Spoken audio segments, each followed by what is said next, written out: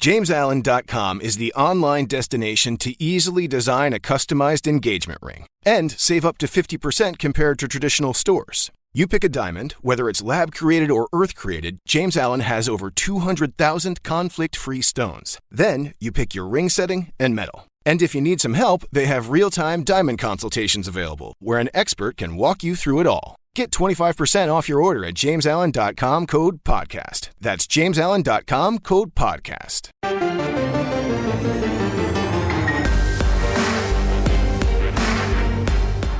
Welcome to the PowerCat Podcast, GoPowerCat.com's Kansas State Athletics Show.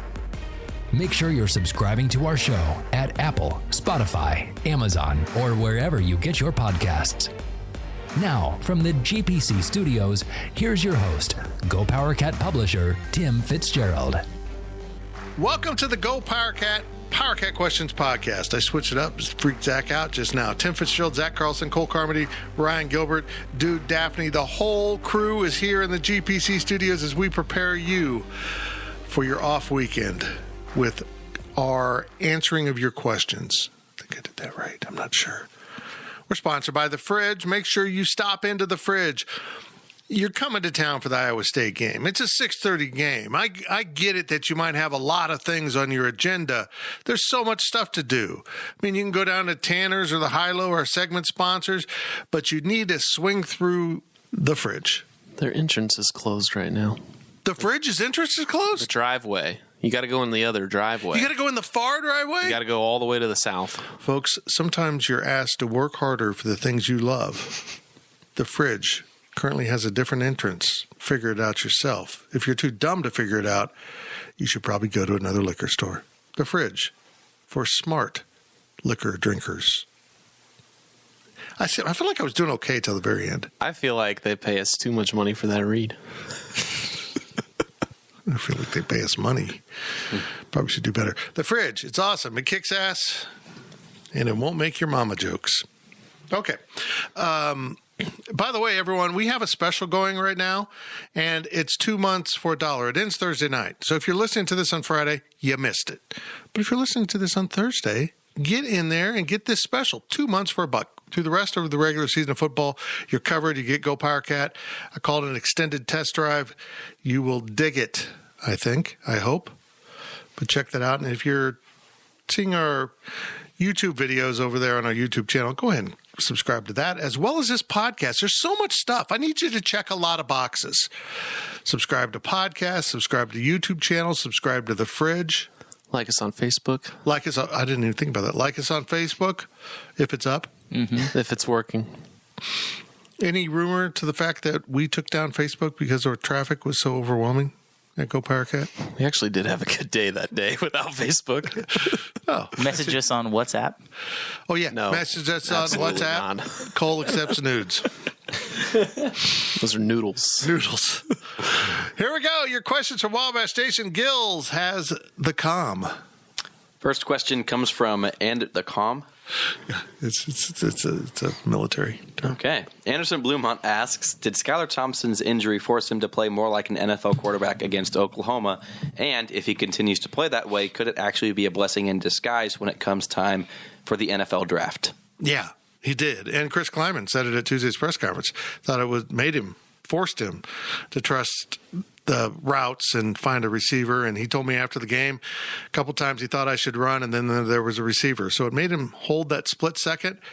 What else it did is, because he wasn't as maneuverable, he didn't flee the pocket to the right. He never did that once that I can recall. Maybe he did. On the pass to Weber on the 4th and 14. Yes, he did.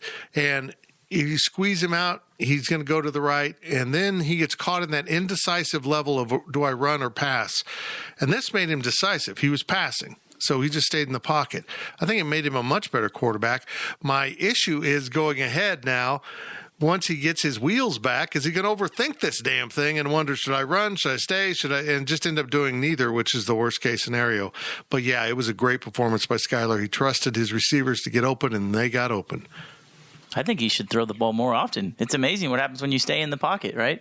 I mean, that is the first time we've seen with this offense, correct me if I'm wrong, Fitz, but where we have not seen a quarterback rush right? I mean, I would think the first time in 3 years there has not been a quarterback rush. And they looked really good. They looked really good. And Skylar Thompson, I said this when I was calling the game on the student radio station, but this is one of his best games of his career, just strictly because he stayed in the pocket. He trusted his receivers. He trusted his offensive line. And he threw the ball really well. I wouldn't go so far as to say that one single game is, going to be indicative of how he plays the rest of the season. But if he can include elements of scrambling and staying in the pocket, it's only going to help him, and it's really only going to help this K-State offense. I agree. He was so patient in the backfield. He was able to look for routes, and really it gave us what we've been looking for all year is wide receivers making catches. There were guys, Landry Weber, I think Cade Warner had a catch. All these guys that should have been keys and pieces to this offense early on in the season are now starting to emerge. So hopefully he keeps that patience. He doesn't find his wheels and overthink stuff and goes through all of his reads because there's going to be guys there if he can find them like he did against Oklahoma. Forget about Skylar. Maybe Courtney Messingham figured out that if you're not conservative, you can actually get some plays down the field. So that might be my biggest takeaway rather than Skylar Thompson. Well, yeah, I was really impressed with the play calling. I thought as much as we've criticized Courtney Messingham, we should stop and say I thought he did a nice job. He went with the hot hand, which was throwing the ball, which is a little bit different. Maybe he's more comfortable when the receivers and quarterback are on the same page. So hopefully this is something we'll see going forward because it really did work out well for Kansas State. Next question comes from Exhausted Nihilist. Before the officials took away the successful onside kick, just how high was Ty Zentner scoring on the Swag-O-meter? It was broken. It was pretty good. He was fired up. He's fired up. But he cheated. And he got caught. Here's my issue with this. We can use this question for the replay rants or anything because this is it. This is all we're talking about, or this is the only question based on the kick. So if anything you want to say, get it out now. So you guys, did you watch the NBA playoffs that much? No. Sure. No. I did. I got you. What's the NBA? Okay, go ahead. It's the NBAF. Oh, no, just kidding. In the NBA, in the NBA playoffs, there was a big deal about replay, and the ball went off of his hand, right? Ryan, do you remember this? Devin Booker, when they're playing the Clippers, and there's a specific replay where he reaches in, and in live time, it clearly looks like it went off of the defender, out of bounds. But when you slow it down frame by frame, you realize that he touched the ball, and as he forced the ball away, it kind of stayed into Devin Booker's hands of the Phoenix Suns. So it ended up being, instead of staying with Phoenix, it ended up being the Clippers ball, and obviously it didn't matter. But I think that's kind of where we're at right now with replay, and not just in football and sports in general. Replay should be to get the obvious calls correct. I don't know if that call was obvious, but I think if you slowed it down frame by frame, it became clear that it was the right call. I say all of that to say I think we need to question where we're at with replay in sports in general, because I truly don't think that the second, quote-unquote, second kick had any effect of the ball's flight, had any effect of the ball's movement whatsoever. I don't know how you guys feel about that, and that's really not something that very many people are talking about. It's more of, did the officials do the right thing or not? But I think there has to come a point in time where we question and we look at the integrity of how we're using replay in sports. Well, it probably changed the flight of the ball, but you can't argue it changed the outcome of the play. Again, they got the call right. He did hit it twice. Someone on the board asked, they haven't seen a replay, and I thought it was interesting. In the stadium, they didn't show the golden replay. I saw it on TV right after he kicked the ball. You called it. And, yeah, it bounced up and caught him. We can argue whether that should be a penalty. Golfer, should it be a penalty? I mean, they've changed the rules now. Right. Yeah. Right. I mean, it used to, yes. It's completely incidental. It's not done intentionally. And, I mean, it's just the follow through of his kick. He didn't attempt to kick it twice. It just happened. My real problem is whether it could be reviewed or not. The Big 12's found a way to excuse it, while the guys who do this for a living that evaluate officials on CBS and other stations are saying, no, that's a misapplication. There was no new evidence. You just didn't find it in the evidence. It was there. You had that camera. You just didn't see it, and you made a ruling on illegal touching. which is what they ended up ruling on illegal touching. So, I mean, it's more about the function in the system. You can't make up rules as they go along. You have to set the rules. And this is what I've been saying. Look, they did get it right, and I respect that. But the way they went about it is sketchy as shit. It just is. It was very, very apparent. And I'm just going to be blunt. Oklahoma and Texas get that. They get that from an official. If Chris Kleiman had made the same argument over the same play, just different uniforms, I am 100% certain the answer would have been, we've already reviewed it, we can't go back and review it because those officials know damn well what the rules are. And if they don't, they should be fired. And if they ignored the rules as written, they should be fired.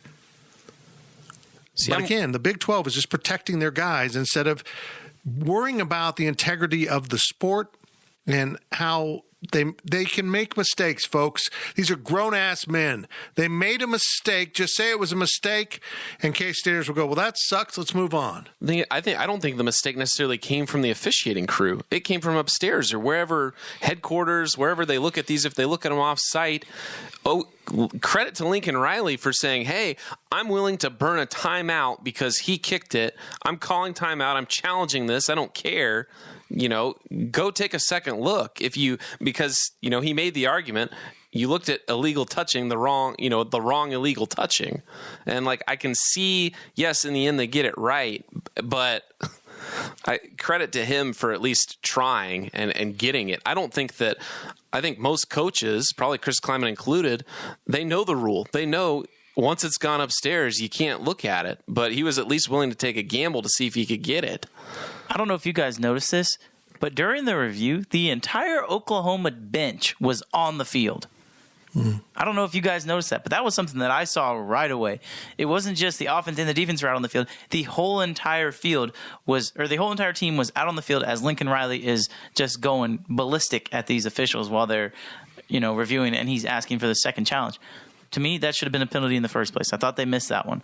But I'm with you that the way it was gone about was just terrible. If you're going to get it right, get it right. But back to my original, thought with the replay in sports, I mean, I just really think that is another prime example of how replay needs to be fixed overall. You should have 2 minutes or 3 minutes. You should have a maximum time. If it is not evident within 2 minutes, looking at all of the angles, and you can't, definitively see something that has happened and be able to make a ruling, play stands. That's what it needs to be. You can't have 6 minute long stoppages and saying, hey, we finally got it right after figuring it out. Why do coaches' challenges still exist in college football? That's what I haven't figured out. Or why is that not what we have? Yeah, just have that. Yeah.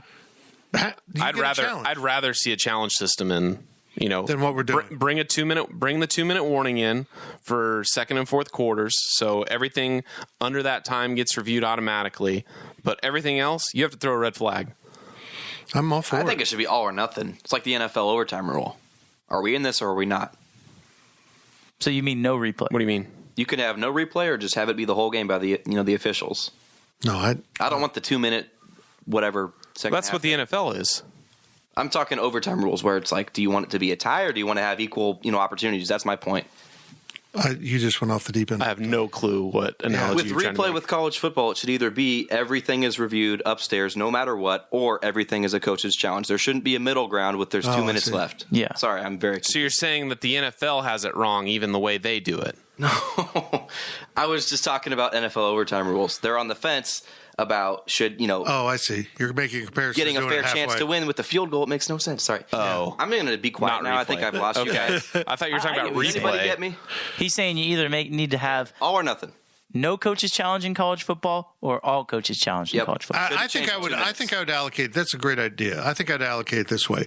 You get one challenge per half if you miss and 2 challenges per half if you get it correct. I say unlimited if you get it right. You should never be not able to challenge it if you're continuously getting it right. I believe. That's how baseball Okay, is. but I would say at the end of the game, in the final 2 minutes, you get one challenge that doesn't cost you a timeout. I would be fine with that.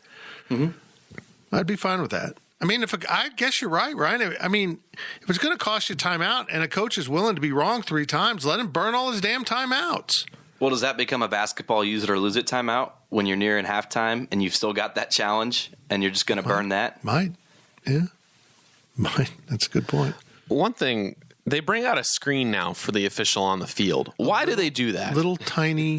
Well, he's not going under the hood like an NFL referee does. And I don't even know if the NFL referee makes that decision anymore since everything's so centralized with replay. Why does he need to see it? It's just theater at this point. Why are the officials not the ones making the call? Yeah. That's what I want to know. The TV screen is like 2 inches long. Yeah. I mean, put an actual screen like that, go under the hood like the NFL does. I don't think it needs to be the official. I would like a third party away from the heat of the game and whatever's going on the sidelines, because apparently the official and Lincoln Riley dated in high school. I don't know. It looked like a date. And They're very happy together. Yeah, they spent a lot of time together. I think I saw flowers. I might be wrong. But get a third party up there. My problem is who the third party is. It's always an old dude who's too old to officiate anymore, and now we put him in charge of technology. Has anyone seen anything wrong here? I mean, hey, by the way, you're going to be in charge of replay reviews and TikToks today, so have fun with that. What's TikTok? I mean, you know what I mean? I think it takes someone who's really able to get around a system, to do it quickly and be concise about it, and have a running clock. Say, hey, I got my time here. I got to look at this. Got to look at this. Okay, here's all my replays. If you really know what you're looking for, guys, you can flip right through this. I have no clue why these damn things take so long. Especially when Dean Blandino can get up there and say, okay, this is what we're going to have in 30 seconds, and boom, it's done. I mean, all of us feel that way. And yet they still get things wrong. The catch with the foot out of bounds, what game was that? Where they replayed it and they still ruled it a catch? Oklahoma State? Was it Oklahoma State? God, it seems like it was 3 months ago. Yeah, I mean, they still get things wrong. His shoe's clearly out of bounds. Yeah. So I don't know. The whole system's broken. And look, I said this earlier. I hope the Big 12 takes this as an opportunity to back up and look at how they do everything. Who's running our officials? Who's doing this? Who's doing that? How are we going to be, look, Commissioner Bowlesby, you don't have a big brother in Texas running it anymore. You are going to have so much more power if you're still in place. Do something with it. Make this a more proactive conference. Let's not trip into habits because that's the way we've done it. You have this reflex defense of your staff. I appreciate it. I understand it. I kind of do the same thing with my guys. But when they screw up, you say they screw up. I will, for the record, push Ryan Gilbert under that bus if I need to. Yikes. I will absolutely push it. No, I won't. But anyhow, Player of the Year? What? I'm just frustrated by the whole everything. That I honestly, I'm an idiot. Okay, I thought this crap would stop with them leaving. I thought the Big 12 would say, hey, let's not give any benefit of the doubt to OU and Texas anymore. But no, we're still stuck with it. God, let them out. Let them go away. Let's move on. Jeez.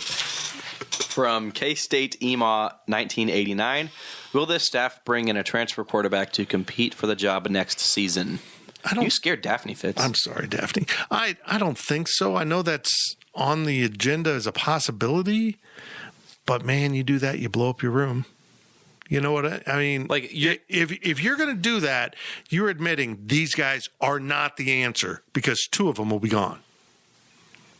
I guarantee it, man. You bring in a transfer, even if he's a grad transfer, Will Howard's gone. And I don't know, maybe someone else is gone. You blow up your room. And maybe that's what you need to do, but I'm not the one to make that decision. But that's terrible. That's damning if they need to blow up this quarterback room with what they have. Bingo. You have admitted. If you bring in a transfer quarterback, you admit that you failed. And if you bring in a transfer quarterback and keep Colin Klein as the quarterback's coach, oh boy. You got some really bad quarterbacks, and you have a lot of faith in Colin Klein. I love Colin Klein, but someone has to be held accountable for the development of the quarterbacks. I honestly think to me, this was the eye-opening. This was so eye-opening for me, and I was talking to Ryan about this after the game. it's amazing what that offense can do with average quarterback play. Because what Skylar Thompson did on Saturday, we can sit here and say it was one of the best games of his career, yes. But with how the offense was going, I mean, I'm just going to say it. An average quarterback could have made the plays that Skylar Thompson made. There was not one play where I thought, wow, that is a high-level college football play right there. Every single throw that he made, the way he managed the offense, is what an average to an above-average quarterback can do. K-State fans just haven't seen above-average quarterback play since Colin Klein. Right. And you can argue as a quarterback he was above average. He just elevated everything by the intangibles he brought to the field. To me, with this offense... He's a honey badger. He is. With this offense, if you get average to above-average quarterback play consistently, you will have a chance to win every single game that you're in, no matter who you're going up against. So what does that mean? Do you think you can get... maybe good quarterback play with an incoming transfer? If you think you can get good to above average quarterback play with an incoming transfer, I think you have to accept it, because I don't know right now if the guys that are in that quarterback room are capable of playing how Skylar Thompson played on Saturday. I mean, for the level of experience and time in the program that Will Howard has, he's basically the equivalent of when Skylar Thompson came in at Texas Tech and led K-State to victory in overtime. Right. You're right. And Skylar Thompson was not free of criticism in 2017 or even 2018. No. So why does Will Howard have to be so great right now? Why does he not get the same amount of time that Skylar Thompson did? I just don't get the absolute impatience of this fan base. I don't think he's as far along as Skylar was, is my argument. I think part of it is... how do I want to put this? You're exactly right about your evaluation of the quarterbacks. They're not asking them to do anything radical. They're asking them to throw passes that can be made. Look, we saw Carson Strong come in here, and you can have your opinions about whether he's a first-round pick or not, but I saw him make a couple passes college quarterbacks typically don't make. And there was something special about him. You could see that. You know, Skylar makes plays, but none of them seem like, oh my gosh, that was just unbelievable. Once in a while, I think they almost feel like they have too much pressure on them. And Skylar just went out and played. I don't have to run. I don't have to do this. I'm just going to go throw the ball. Maybe they're just making it too difficult. I don't know. But the level of quarterback play right now is very worrisome for next year. But by God, let's get through this year, because I think if Skylar Thompson stays healthy, we saw what they can do. Mm-hmm. Now it's got to get the defense fixed. Mm-hmm. They both worked for a couple games, and now they've just rotated crap fest. So let's get them all back on track. Last question of the first half comes from AdCat2019. Has K-State played the two best teams in the conference, or is there another game looming against a team we'll see in Arlington? Texas. I mean, Texas has done some things that I find intriguing. I don't know about that Arkansas game. I want to see them against Oklahoma this week. I really don't know what to expect. I think I'm picking Oklahoma just because I don't want to pick Texas. But, yeah, I think they have seen two of the three best. And I think next Saturday's game with Iowa State might be deciding who's the fourth best.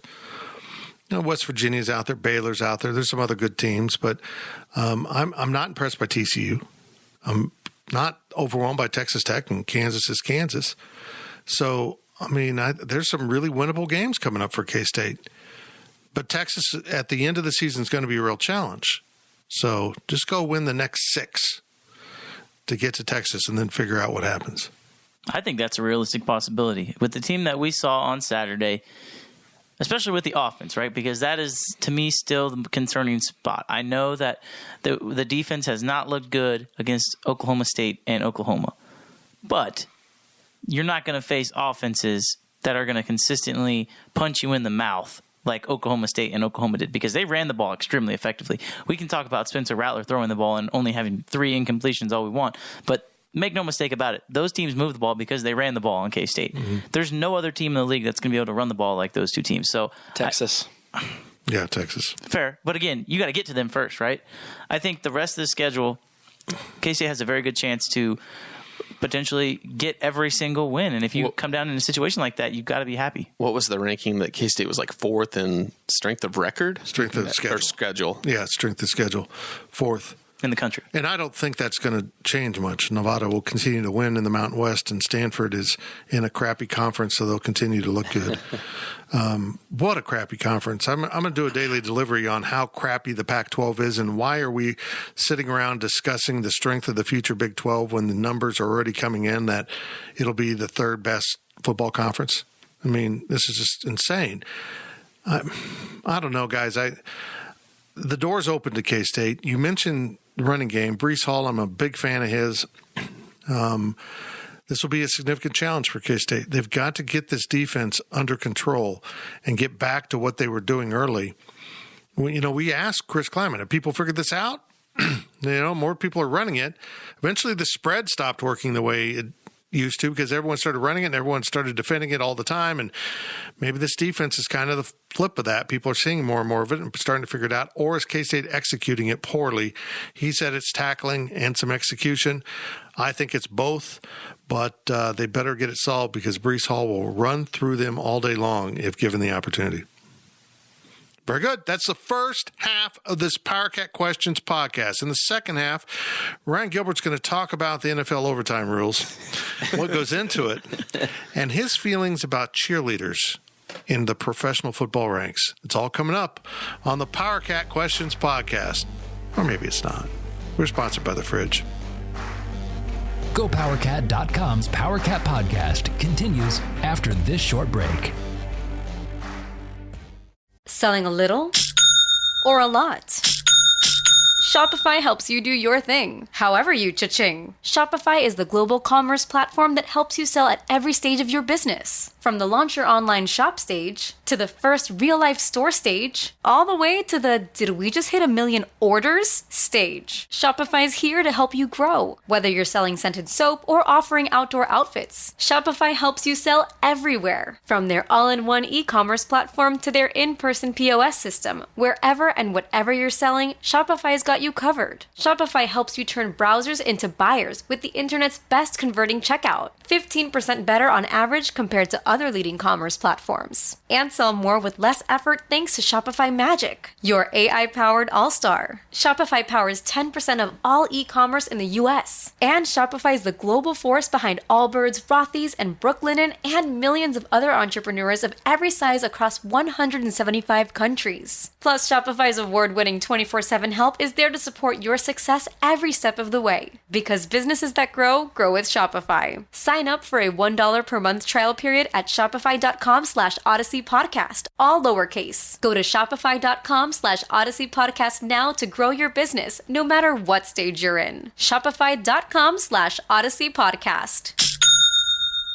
The NFL regular season is wrapping up, but there's still time to get in on the action with FanDuel, America's #1 sportsbook. Right now, new customers get $150 in bonus bets guaranteed when you place a $5 bet. That's $150 in bonus bets, win or lose. The app is so easy to use, and there are so many different ways to bet, like live same-game parlays. Find bets in the new Explore tab. Make a parlay in the Parlay Hub, the best way to find popular parlays, and more. So visit FanDuel.com/247 and make your first bet a layup. FanDuel, official partner of the NFL.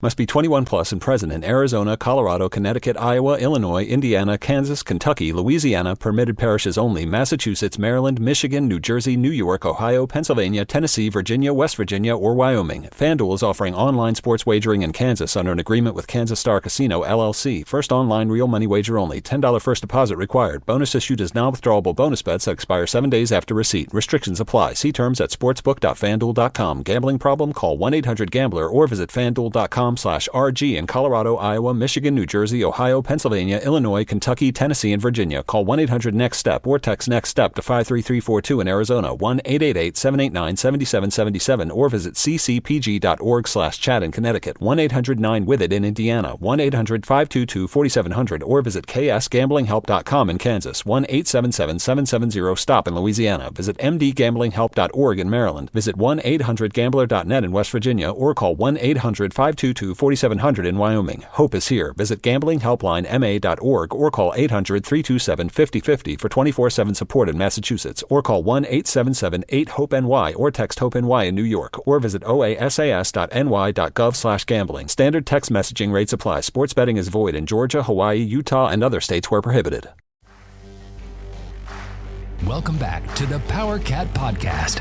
Now, let's return to the GPC studios. Welcome back to the Power Cat Questions Podcast. We're sponsored by the Fridge Wholesale Liquor. Make sure you stop into the Fridge every time you are in town. Don't mess around. Our segment sponsors are Tanner's and the High-Low. High-Low. Get into Aggieville and say hello at Tanner's. I got it confusing. That was a good one. Just I like controversial. that. Here we go. More questions from Wabash Station. Gills, take it away. From Ohio Power Cat, how big of a game is Iowa State? Will it mean the difference between a pretty good year and a year that ends like last year? It's not going to end like last year. I mean, we got to stop talking about last year as if it was anything relatable. Yeah, that goes on the record. I get it, but there were so many weirdnesses about last year. Let's just not try to count that in any way as a normal year. Hang on. Since you've said that, do you want to just read the question? From El Camino Cat, on the same subject, was last year an official season? Do the results, quote unquote, count? They absolutely count, but you also have to understand the situation around it. I mean, if you had a head coach and their top two quarterbacks got hurt and they're playing with the third string quarterback, I think an AD would probably be a little bit more acceptance. What's the word I'm looking for? Understanding of what the coach went through. Last year was a mess. I'm sick of talking about last year. I got through last year. We all made it through last year. Football sucked at the end.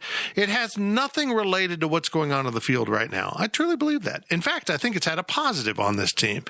Now, back to the original question. I think this game against Iowa State's enormous because I think this one sets the tone for the rest of the season. Mm-hmm. If you lose this, I feel like you throw the door open to more losses. Mentally, you start to accept that, we can't compete with the top part of this conference. Are we even in the top part? Maybe Baylor is. We lost to them. You start to have doubts. Win this game, get back on top of Iowa State, the world seems right, and you launch into the rest of the schedule by going to Texas Tech.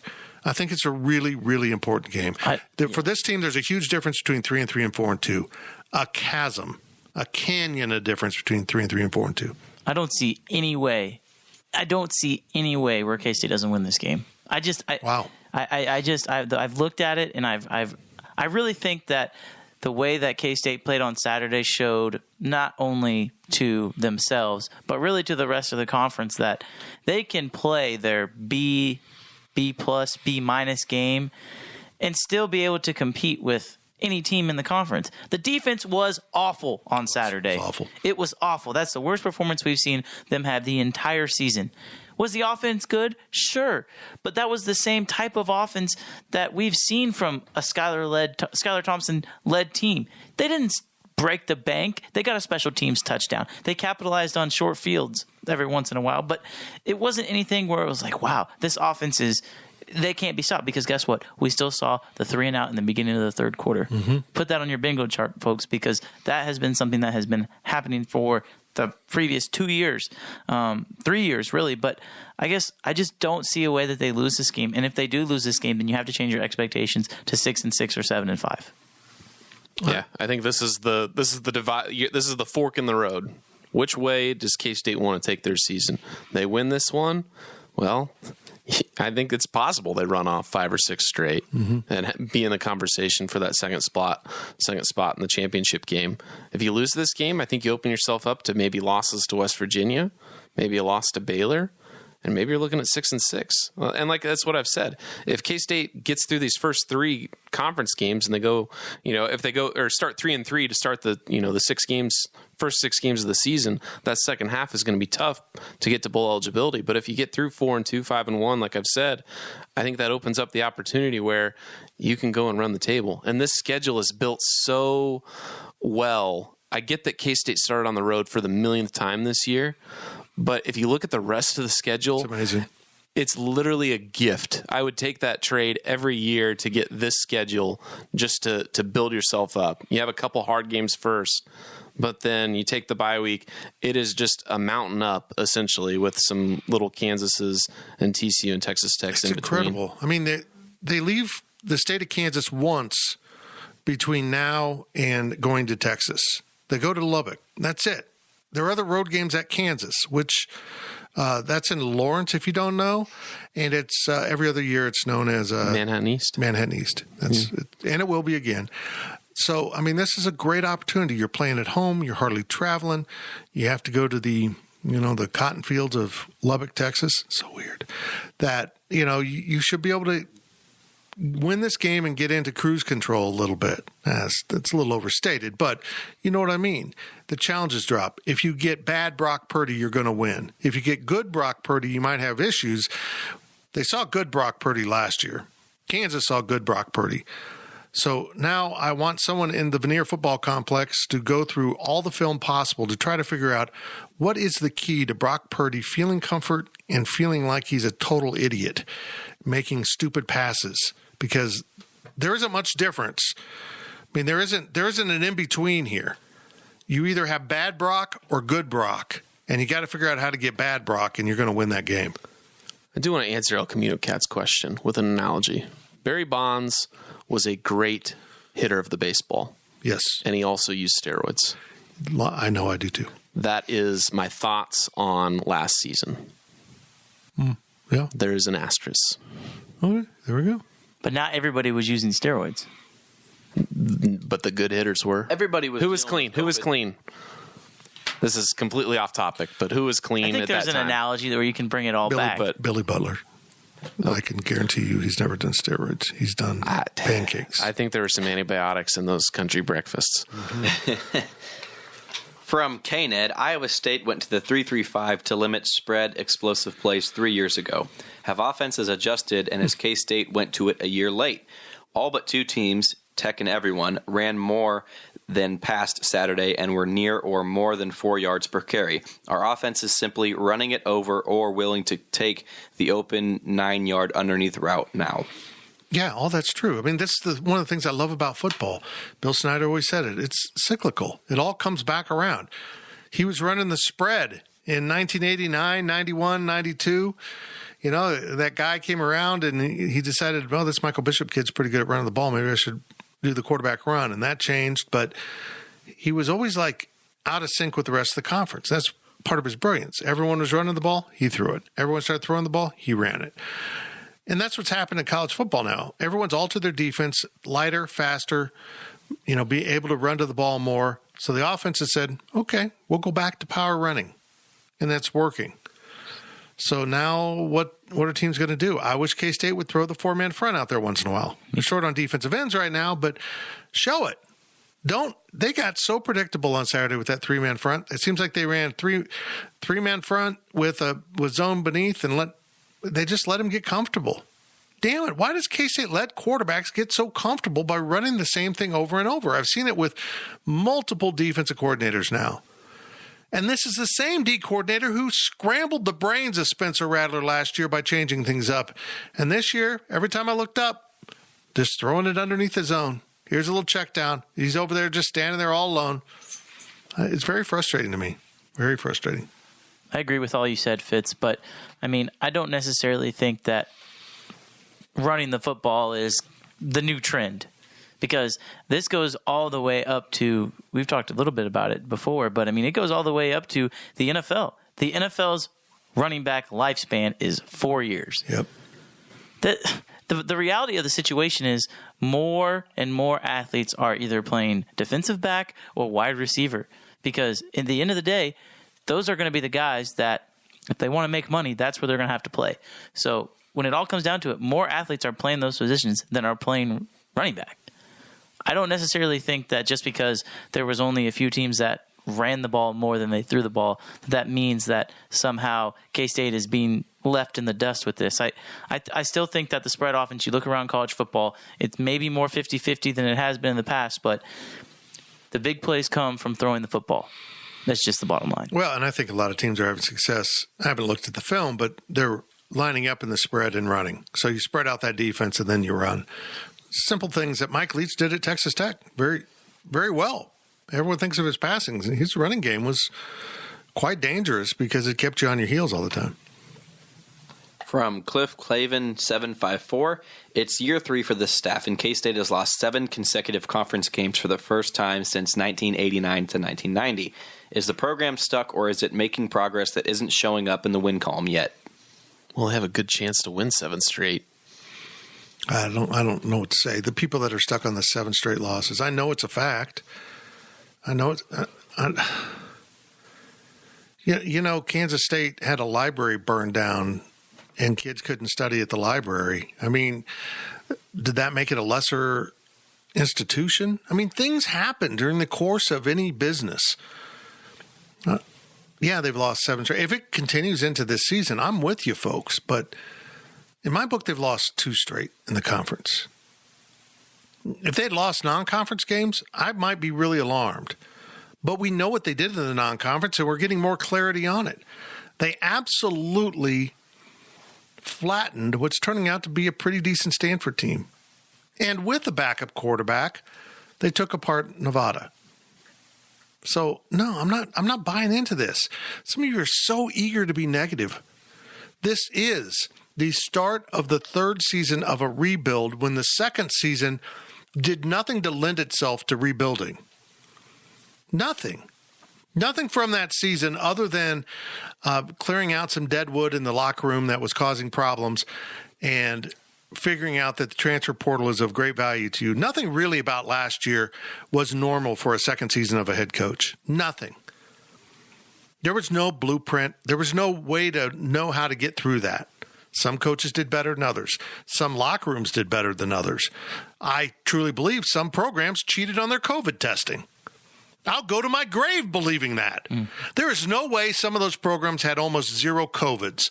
No way. So just let this play out, folks. Don't bring up Ron Prince. Why? Why is it a reflex to go so negative? I get criticized for going negative on Bruce Weber after 4 seasons.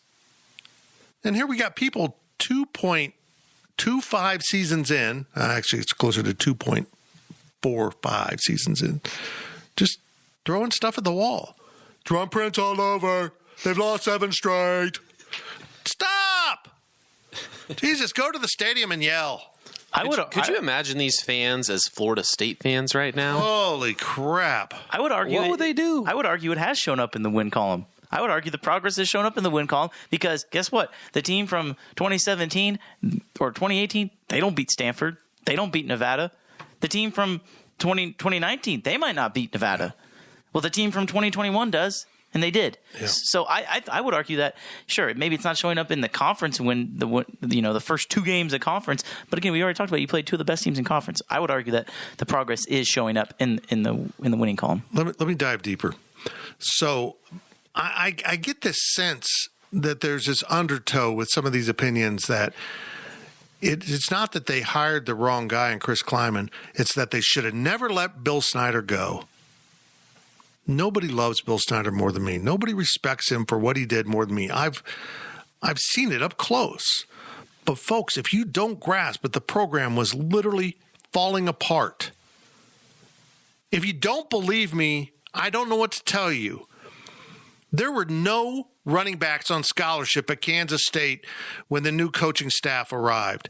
How the hell does that happen at a Division I program? It was not the same. It just wasn't the same. The depth had fallen off the end of the table, and so had the feeling that it was family and everyone rowing in the same direction. That was gone. So many players were leaving, including Skylar Thompson, which is something nobody wants to talk about now. He was out the freaking door. So I know we all want to harken back, I remember Coach Snyder in the prime. That's like saying, hey, Nebraska, why don't you bring back Tom Osborne? No, come on, folks. We got to let this play out a little bit. This was a rebuild of a roster that had been neglected for too long. There just weren't enough good players. Boy, they could earn some merit badges. I'm telling you what, this group was a bunch of Boy Scouts. They could build fires. They could do first aid. But they couldn't block, catch, and tackle very well. And now they're working on all that. They're working on that. And what the proof of Bill Snyder's mastery as a coach was that he was hovering around 500 all of those years. Because, folks, those teams weren't very good. You could be on the field and see an incredible physical gap between K-State and the opponent a lot of times. It's changing, but it's not an overnight process, particularly when you just lost a whole year of off-campus recruiting and you don't live in an area where you have a bunch of recruits that can just roll into campus and take a look for themselves. This isn't the Metroplex. This isn't even Kansas City. So it was a huge disadvantage to K-State during the pandemic. Do they have to alter some things about recruiting? Absolutely. I think they're in big trouble with recruiting. They need to wake up and change some things. Some things are going really wrong. But the transfer portal changes a lot of that. And it's going to be fine. I really believe it. I believe in Chris Kleiman as a football coach a lot. His flaws, as far as I can see, are too Snyder-like for me, being loyalty, which is a flaw if it's overdone, and not fully grasping the recruiting at Kansas State. Yeah, I said that about Bill Snyder. He figured it out and then unremembered it and forgot how to do it. You got to go take chances on kids. You just do. If Bill Snyder was hired initially in 2021 and did what he did in his first 5 seasons, he would have been fired before the end of 5 seasons. Yep. And granted, gotta be patient. Everyone was so worn out by all the losing. They were going to, 1-win season was a remarkable thing in '89. But it just takes a while to get everything on brand. And we're not really seeing the brand yet. They don't have the right amount of guys. And I'm worried, again, about them getting the right amount of guys. But now they can do it through the transfer portal. And I think Chris Kleiman, being the smart coach he is, sees that as an avenue to success.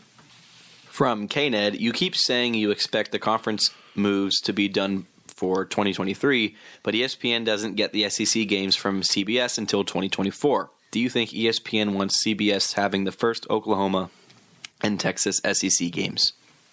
I don't know why you're so hung up on this.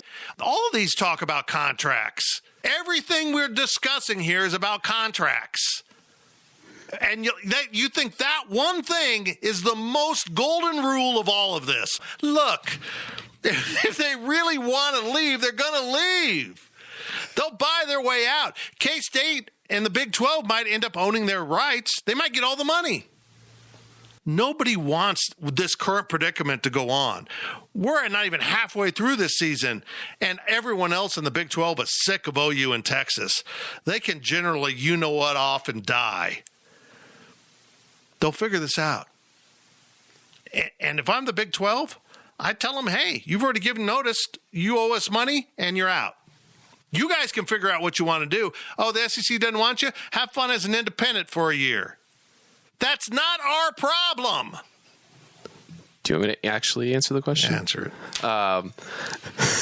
I think ESPN does want CBS to have those first Oklahoma, Texas SEC games because it removes the conspiracy and collusion of ESPN colluding with the SEC to get OU and Texas there. Because if you give CBS those two teams and have them on that channel for the first year, it's a big alibi saying, "Oh, we didn't have anything to do."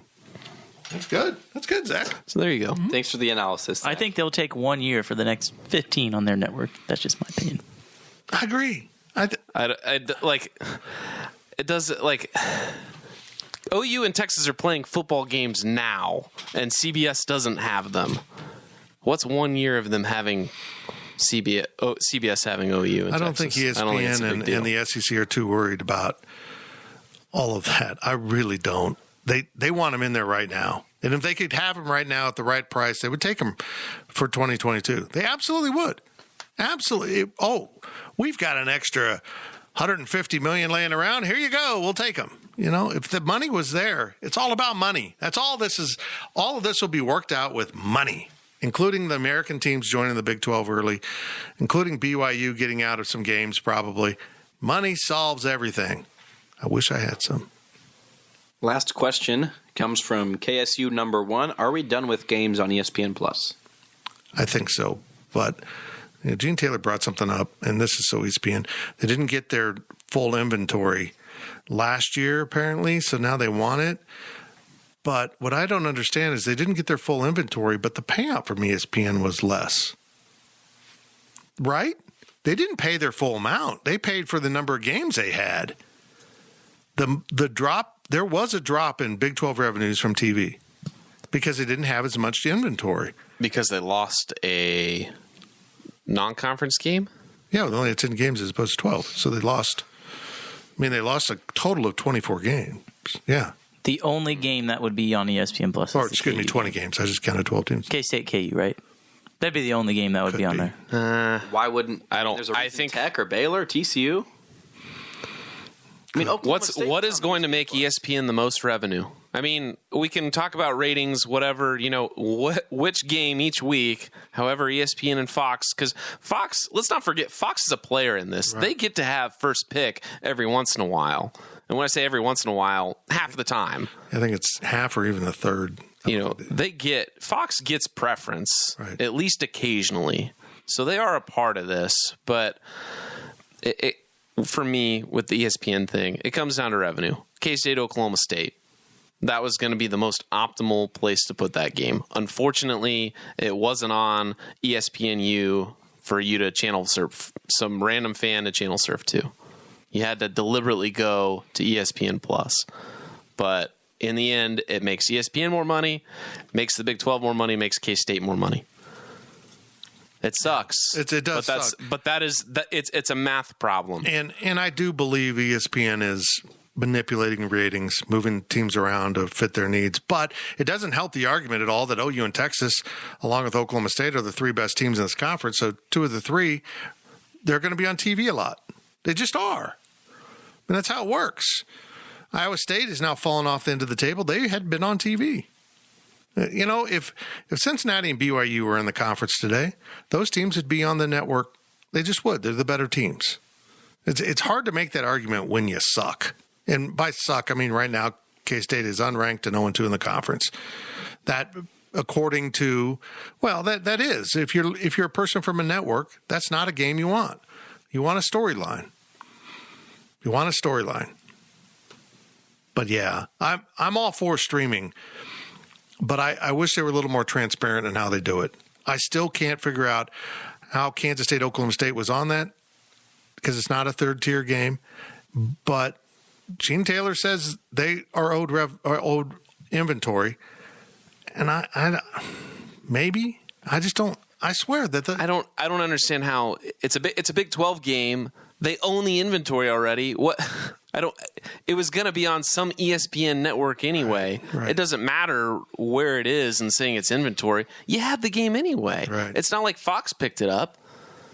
It doesn't make any sense. It doesn't make sense to me at all. The next time K-State will be on ESPN Plus is when they host Pittsburgh State on November 4th, Thursday at 7 p.m. Shut up.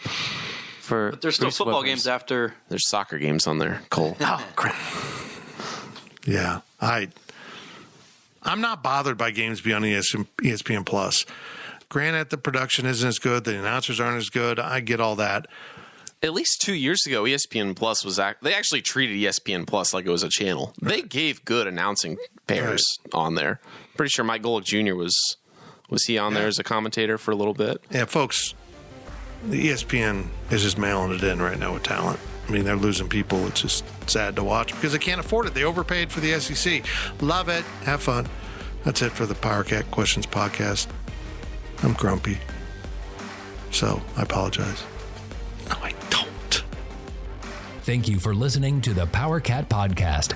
Make sure you're subscribing to our show at Apple, Spotify, Amazon, or wherever you get your podcasts. PowerCat Podcast. All rights reserved. GoPowerCat.com.